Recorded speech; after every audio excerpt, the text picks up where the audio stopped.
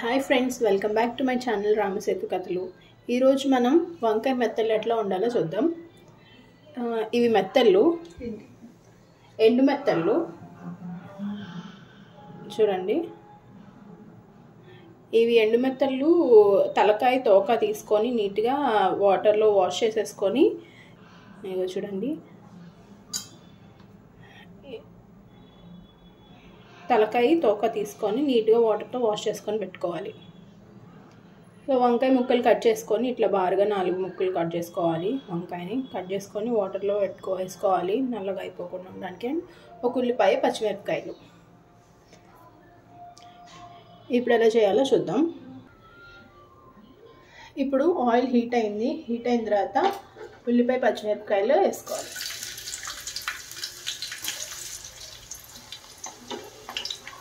ఒక ఉల్లిపాయ, 4 పచ్చిమిరపకాయలు. ఇప్పుడు ఉల్లిపాయలు కొంచెం ఫ్రై అయినాయి కదా, ఇప్పుడు ఎండు మెత్తళ్ళు కూడా వేసేసుకోవాలి. దీంట్లోనే ఇవి కూడా కొంచెం ఫ్రై చేసుకోవాలి.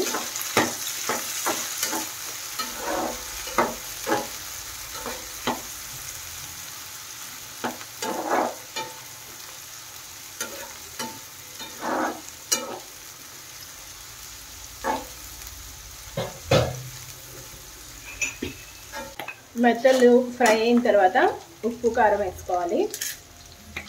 గల్లుప్పు,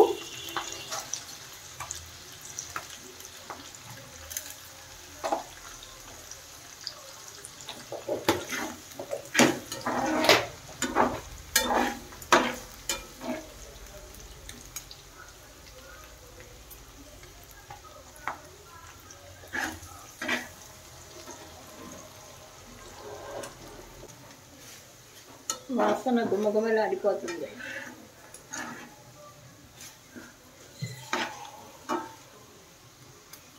మెత్తలు వేగిన తర్వాత ఒక గ్లాస్ వాటర్ పోసుకోవాలి.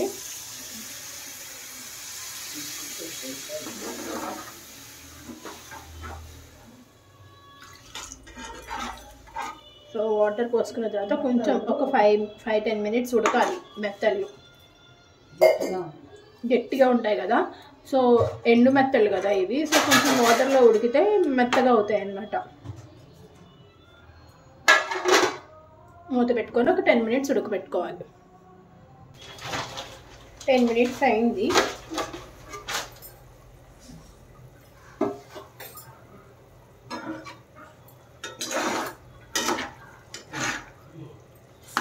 ఇప్పుడు వంకాయ ముక్కలు వేసుకుందాం.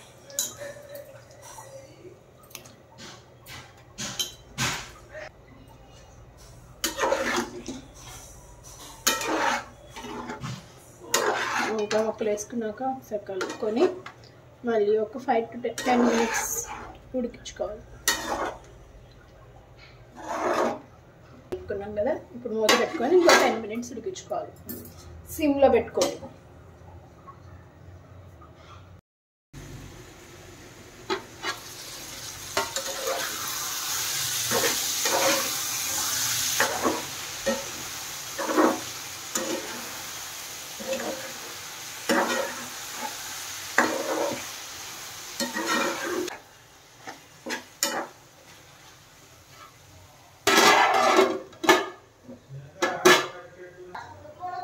సో ఇప్పుడు ఎలా అయిందో చూద్దాం. కర్రీ ఇలా ఆయిల్ మొత్తం పైకి వచ్చేసింది కదా, చూసారా?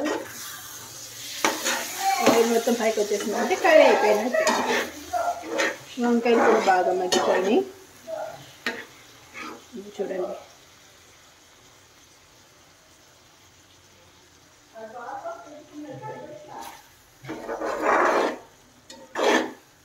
మీరు వేసేసుకొని దించేసుకోవడమే.